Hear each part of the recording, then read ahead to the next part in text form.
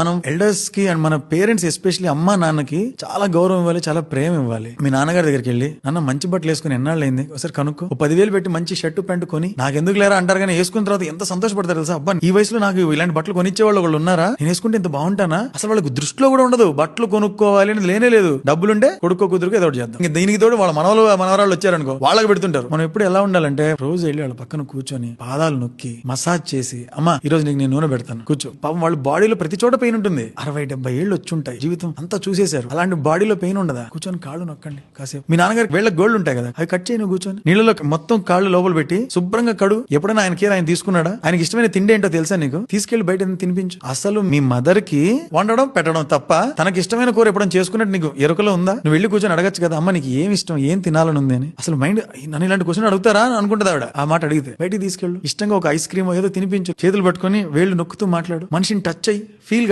నువ్వు పెద్ద బిజీలే స్వామి, మాకు తెలుసు నువ్వు బిజీ అని. ఫోన్ ఇసిరి కొట్టి పక్కన వెళ్ళి కూర్చో కాసేపు, చెప్పే జాగ్రత్తగా విను. ఇప్పుడు కాకపోతే ఎప్పుడు దొరకదు. భాగ్యం అది పేరెంట్స్ దగ్గర కూర్చొని వాళ్ళకి సేవ చేయడం అనేది. అందరం పరిగెడుతున్నాం ఏదో పీకుతాం అని. ఆగు, వెనక్రా, కొంచెం వాళ్ళతో మాట్లాడు, వాళ్ళకి ఏం కావాలో తెలుసుకో. It is high time that we give it back to them. ఓసారి మా మదర్ నాకు ఏదో రకరకాల వంటలను వండింది, ఎప్పుడు లేనిది. ఏంటమ్మా ఇన్ని వండేవి ఏంటమ్మా అంటే, ఈ రోజు మదర్స్ డే అంట కదరా అనింది. అంటే మదర్స్ డే అంటే నేను నీకు ఏదైనా ఇవ్వాలమ్మా అంటే, అవునా నాకెందుకు ఇలా అర్థమైంది అని. అది మరి ఎప్పుడెప్పుడు ఇవ్వాలా అనేటట్టే ఉంటారు వాళ్ళు. దాన్ని ఆపి మేమిస్తాం తీసుకోండి అని చెప్పాలి. మనం అర్జెంట్ గా మొదలెట్టాలి. మన సేవింగ్స్ కావచ్చు, మన థాట్స్ కావచ్చు, మన గోల్స్ కావచ్చు, అందులో పేరెంట్స్ ఇంక్లూడ్ చేయాలి. చేసి వాళ్ళకి మాక్సిమం మనం ఏం చేయగలం ఆలోచించి ప్రేమగా పక్క నుండి చెయ్యాలి. That is mandatory.